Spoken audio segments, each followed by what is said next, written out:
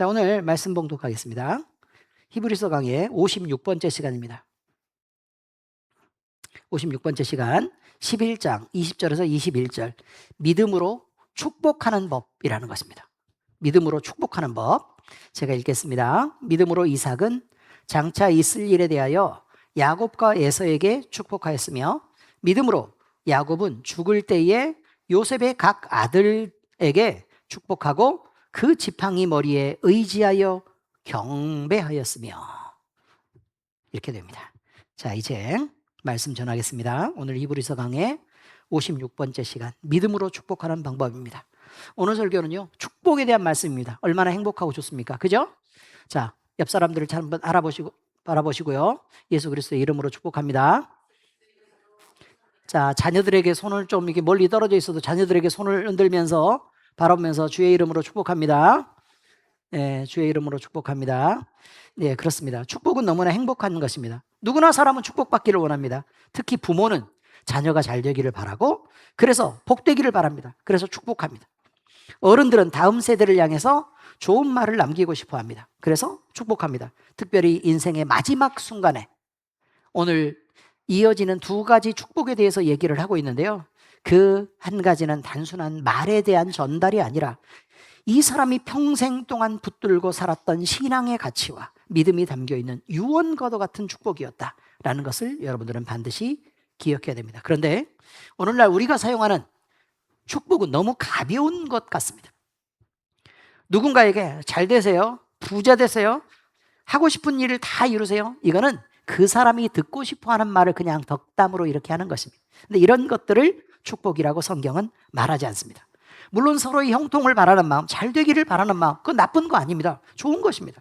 그러나 성경이 말하는 주의 이름으로 내려지는 축복이라는 것은 덕담이라는 의미, 그 다음에 어떤 사람의 우리 마음의 소원이 그래요 라는 그런 의미가 아니라 그 말입니다.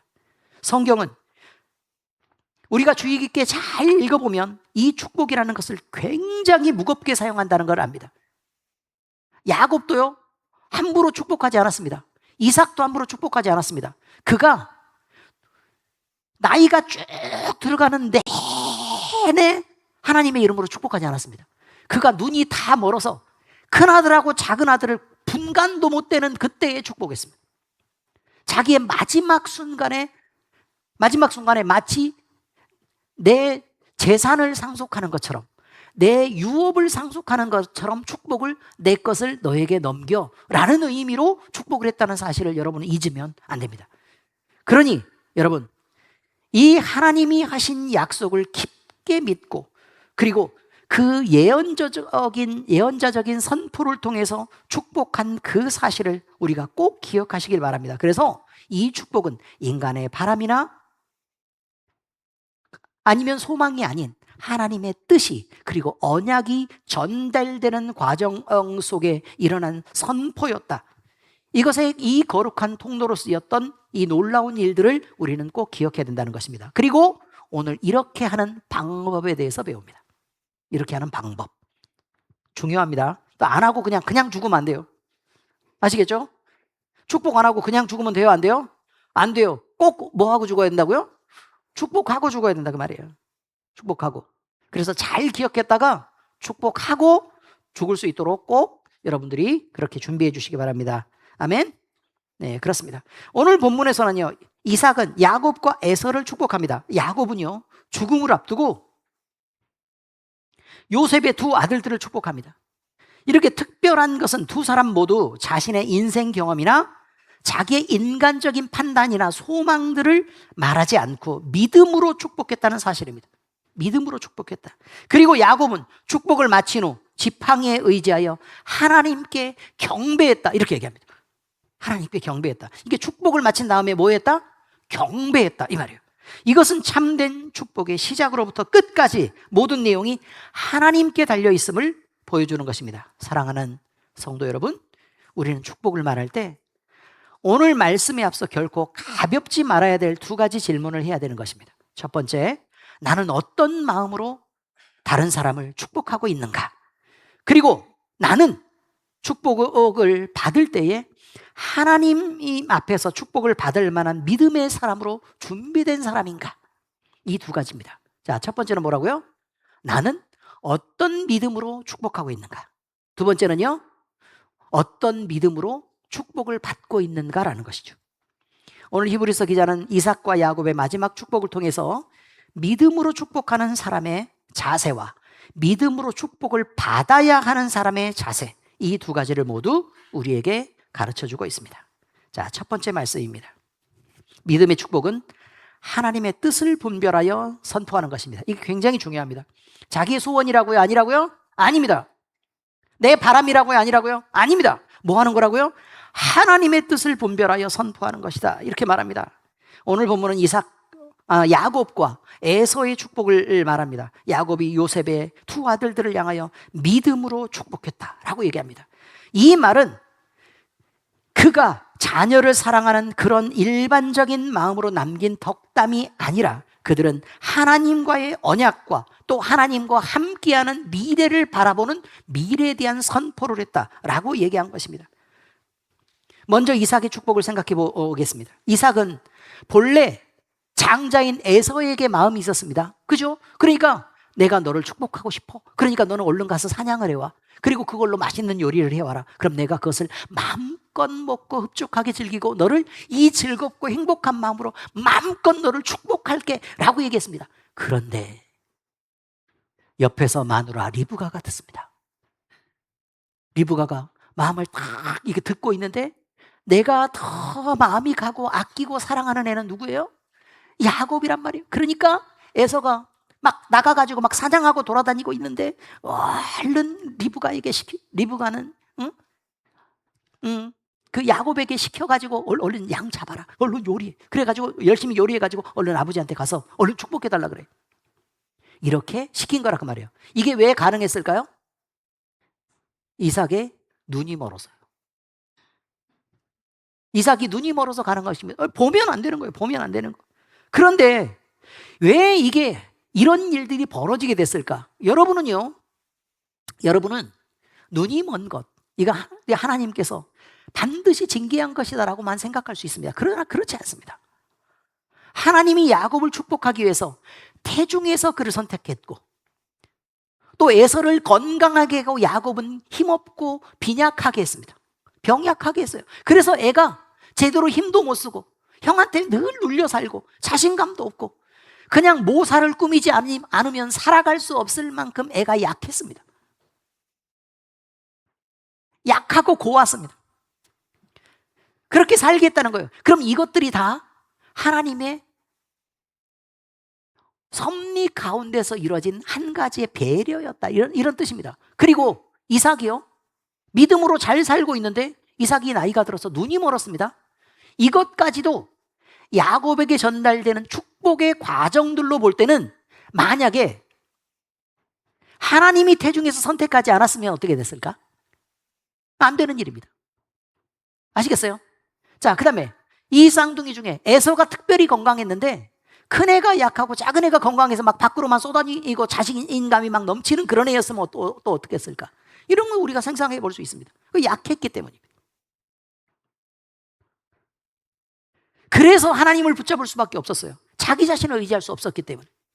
이게 야곱이었습니다. 리브가는 그 아이를 챙기고 사랑할 수밖에 없었고. 왜냐하면 약하니까요. 또 아버지는 건강한 놈 에서밖에 모르는 걸. 이해하셨습니까? 하나님 나라를 꿈꿨습니다. 그리고 그 다음에 어떻게 됐죠?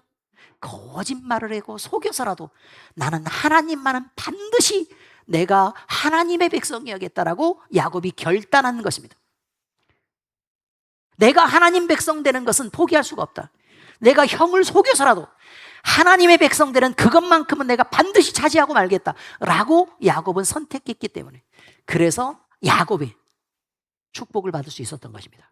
그런데 그 과정 속에서 이삭이 눈이 멀어 있었던 것입니다. 이 모든 것들은 다 합력해서 선이 되는 것이죠. 맞습니다. 하나님께서 이루실 믿음, 이것이 굉장히 중요한 겁니다. 그 다음에 야곱도 마찬가지입니다. 죽음을 앞두고 있습니다. 근데 죽음을 앞두고 있는데 우리가 생각하면 참 안타깝기 이를 데 없습니다. 원래요, 에서가 한 말이 뭔 줄 아십니까? 에서가 한 말이 이삭에게 야곱에게 좋은 축복을 다 줬어요. 야곱에게 좋은 축복을 다 줬으니까 에서가 와가지고 뭐라고 얘기를 했느냐? 아니, 울면서 아버지, 뭐 축복이야. 그냥 아버지가 말만 하면 되는 걸 왜 나한테 못합니까? 야곱에게 한 거 그냥 나한테 다 해주면 되지. 이해하셨습니까? 무슨 말인지? 야곱에게 해준 걸 다 해주면 되죠. 잘 되라고 얘기하고 강하게 하라 그러고 그냥 뭐 이게 뭐 다 그냥 복되게 하라 그러고 또 주의 거룩한 자녀로 살라 그러고 다 해주면 되죠. 왜 그게 왜 안 됩니까? 그런데 이삭의 대답이 뭐였어요? 안 된다. 이미 야곱이 차지했기 때문에 안 된다. 하나님께서 선포하라 그런 건 한 번이면 된다는 거예요. 한 번이면 된다는 거예요. 우리도 마찬가지입니다. 우리가 원하는 거 아무거나 다 할 수 있겠죠. 그런데 그게 안 됩니다. 또 한번 보겠습니다. 야곱법이 죽음을 앞둔 마지막 순간에 여러 사람들에게 다 축복합니다. 12지파에게 축복을 하는데 에브라임과 므낫세, 요셉의 두 아들에게도 축복합니다. 그런데요, 우리가 성경을 읽다 보면 참 답답합니다. 왜냐면요, 아니 좋은 얘기만 해줘도 되는데 굳이 막 저주를 섞어가지고 다 해요. 무슨 말인지 아십니까? 저주를 섞어서 한다고 말해요. 이놈은 노인네가 미쳤나 싶어. 사실은 읽어보세요. 왜 자식에게 좋은 말을 하고 네가 좀 못되고 좀 나쁘고 믿음이 좀 없어 보여도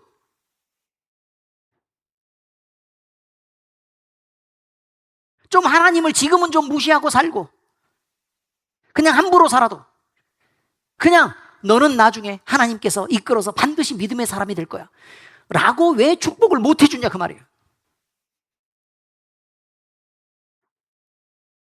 답답하죠. 우리 마음 같아서는 그럴 거 아닙니까?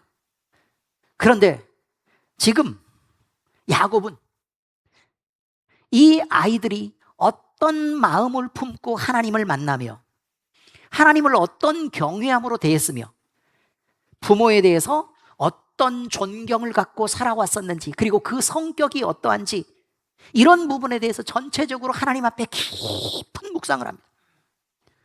그리고 나서요, 그 아들들이 나중에 이루어져야 될 그 아들들의 미래에 대해서 그 자손들의 미래에 대해서 이야기를 합니다. 하나님의 예언자적 선포입니다. 그러므로 여러분, 우리가 마음대로 애가 함부로 신앙도 없고 믿지도 않는데 우리 마음대로 그냥 너는 믿을 거야 결국 좋은 얘기를 해주고 싶죠. 안 된단 말이에요. 그런 게 아니라고 얘기하고 있습니다. 이 두 가지 사건 또 에브라임과 므낫세도 마찬가지죠. 에브라임과 므낫세 축복할 때 므낫세가 장자인데 꼭 우리는 부를 때 에브라임과 므낫세라고 부릅니다. 누구 먼저 부르고 있어요? 동생 먼저 부르고 있어요. 이거는 에서하고 야곱을 얘기하는 것과 비슷합니다. 이게 돌려서 이렇게 얘기해요. 손을 이렇게 엇갈려서 겹쳤다 그 말이에요. 그러니까 요셉이 마음에 안 들어요. 그래서 잘못됐다고 생각한 거예요. 왜? 장자가 더한 축복을 받아야죠. 그런데 이렇게 돌려놓으세요 라고 얘기하니까 내가 다 알고 있어. 알고 축복하는 거야 라고 얘기하면서 그냥 축복합니다.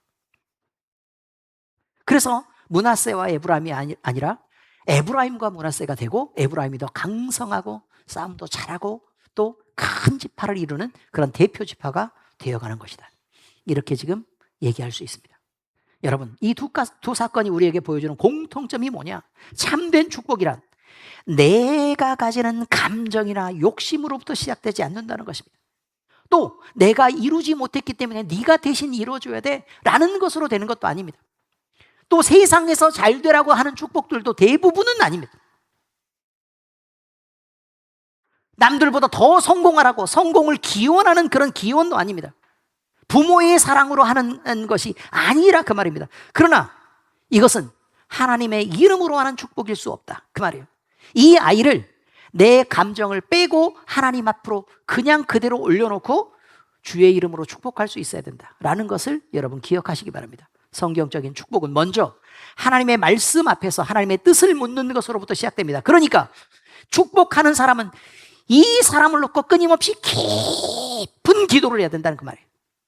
그래서 이 사람이 하나님 앞에서 어떤 마음을 품고 있는지 아파할 줄 알아야 되고 어떤 신앙의 태도로 살아가는지 두려워할 줄도 알아야 되고 내가 축복을 선포하는 그 사람이 하나님 앞에서 어떤 사람인지, 그리고 그가 어떤 미래를 하나님 앞에서 꿈꾸고 있는지에 대해서 우리는 늘 살피고 기도하고 있어야 된다는 것입니다. 그런 사람이라야 비로소 부모라도 축복할 자격을 갖는다. 이렇게 지금 얘기하고 있습니다. 그래서 하나님은 이스라엘의 제사장들에게 축복할 때도 자신의 생각대로 말하지 말고 하나님께서 주신 말씀대로 축복해라 라고 말합니다. 자, 잘 보세요. 민수기 6장 23절에 24절, 이거 확인만 하는 거예요. 너희는 이스라엘 자손을 위하여 이렇게 축복하여 이르되, 이거예요. 뭐라고 하라고요? 이렇게 축복하라 라고 되어 있다. 이렇게 축복하라. 그냥 축복하라가 아니라, 그럼 네 마음대로 축복하면 네가 원하는 바람, 네가 원하는 소원, 네 생각을 따라서 그냥 축복하면 되잖아요. 그런데 그게 아니에요. 이렇게 축복하여 이르되 여호와는 내게 복을 주시고 너를 지키시기를 원하며. 오늘 쭉 다 얘기했죠? 이렇게 축복하라. 그러니 하나님의 뜻을 묻고 축복하는 게 중요하다 이 말이에요. 또한 하나님께서 아브라함을 부르실 때 그의 인생에 형통만을 약속하신 것이 아니라 하나님의 언약을 이루는 복의 통로로 세우셨습니다. 이거는요, 아브라함을 부르는 것이 너 형통하게 할게가 아니라 너 내 백성 삼을게, 이것이었습니다. 나는 네 하나님이 되겠다. 창세기 12장 2절, 내가 너로 큰 민족을 이루고 내게 복을 주어 내 이름을 창대하게 하리니 너는 복이 될지라, 이것입니다. 사랑하는 성도 여러분, 우리는 축복을 너무 쉽게 말합니다. 우리의 소원이 가벼운 만큼 자녀에 대한 축복도 그냥 그저 가볍게 이를 데 없습니다. 그러나 믿음의 사람의 축복은 가벼운 덕담으로 끝나서는 안 되는 것입니다. 축복하는 사람은 먼저 하나님 앞에 무릎을 꿇어야 합니다.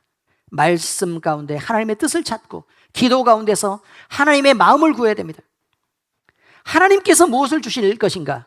더 중요한 것은 하나님께서 이 사람을 어떤 사람으로 만들어서 어떻게 사용하실 것인가를 하나님께 묻고 하나님의 뜻이 그에게 임했을 때 그 말을 선포하고 기도하는 것입니다. 이렇게 사용되었으면 좋겠다, 이거를 축복하는 게 아니라 그 말이에요.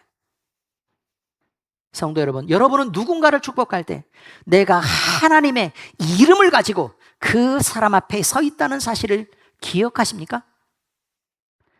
축복은 내 손을 하나님께 강요하는 기도가 아닙니다. 오히려 하나님의 뜻 앞에 나 자신을 먼저 굴복시키고 하나님께서 그 사람의 삶 가운데 이루실 일을 믿음으로 선포하는 거룩한 사명인 것입니다. 그러므로 여러분, 하나님의 이름을 들고 만약에 섰다면 내 말을 해서는 안 됩니다. 하나님이 이루실 일에 대해서 이야기하는 것입니다. 그러므로 여러분, 깊게 기도하시고 하나님의 뜻을 물으시기 바랍니다. 두 번째, 믿음의 축복은 축복하는 사람과 축복받는 사람이 함께 믿음 안에 서야 합니다. 그 나만 믿음을 갖고 축복하고 축복받는 사람은 그냥 막 함부로 막 살아도 괜찮다, 그런 게 아니라 그 말이에요. 오늘 본문을 좀 더 깊이 생각해보면 우리는 매우 중요한 사실 하나를 발견합니다. 성경에서 말하는 축복은 한 사람이 일방적으로 내려주는 신비한 힘이나 마술적인 능력이 아니라는 것입니다. 그저 내가 말하면 그게 열매가 돼서 막 무조건 이루어져, 이런 게 아닙니다. 믿음의 축복은 축복하는 사람의 믿음과 함께 그 축복을 받아들이는 사람의 믿음이 함께 만나는 자리에서 이루어진다는 사실입니다. 한마디로 축복이 있으면, 선포가 있으면 축복에 대한 대답이 있어야 된다는 것입니다. 이삭이 야곱을 축복하였을 때 야곱은 단순히 좋은 말을 받은 사람이 아니었습니다. 그는 비록 젊은 시절이 부족하고 연약한 모습이 많았지만 평생 하나님과 씨름하며 하나님만 붙잡으려고 매달렸던 사람이었습니다. 야곱이라는 이름이 이스라엘로 바뀌기까지 그의 삶은 얼마나 힘들고 고통스러웠으며 얼마나 많은 사기를 당하고 얼마나 많은 괴로움 속에서 얼마나 많이 도망을 다니고 목숨까지 구걸해야 되는 상황이었었는지 여러분 기억하셔야 합니다. 이것이 하나님이 만드시는 훈련 과정이었다는 것입니다. 하나님의 사람이 하나님의 사람답게 살게 하기 위해서는 반드시 훈련이 필요하고 어려움이 필요한 것입니다. 그런데 우리는 자녀들을 축복할 때 뭐라고 얘기합니까? 그저 어려움 없이 형통하게 해주십시오. 한 번도 고난받지 않게 해주십시오. 부자 되게 해주시고 남들보다 잘 되게 해주시고 건강하게 해주시고, 이것이 무슨 축복이냐 그 말이에요. 하나님을 떠나도 좋고 부자가 되는데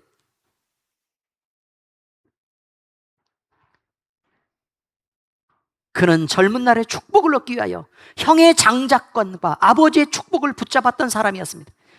그러나 하나님을 만난 이후에 그는 축복 자체보다 축복의 근원이 되시는 하나님을 붙드는 사람으로 변화됐습니다. 그래서 그는 자기의 재물을 포기하고 하나님을 붙드는 일에 애쓰고 힘썼던 사람이라 그 말입니다. 야곱이 요셉의 아들 에브라임과 므낫세를 축복한 사건도 마찬가지입니다. 그들은 야곱의 손 아래 머리를 내놓았습니다. 이것은 단순한 예식이 아니라 조상 아브라함과 이삭에게 주셨던 하나님의 언약 안으로 들어가는 신앙의 행위였다는 것입니다. 축복을 받는다는 것은 복을 받기 위한 행위만이 아니라 하나님께서 주시는 언약의 길을 기꺼이 내가 받아들이고 그 길을 걸어가겠습니다라고 받아들이는 거라 그 말이에요.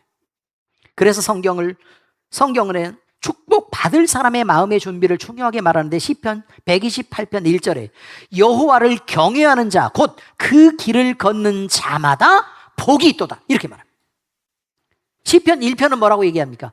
복 있는 사람은 악인의 꾀를 따르지 아니하며 죄인의 길에 서지 아니하며 오만한 자리에 앉지 아니하고 오직 여호와의 율법을 즐거워하여 그 율법을 주야로 묵상하는 자로다.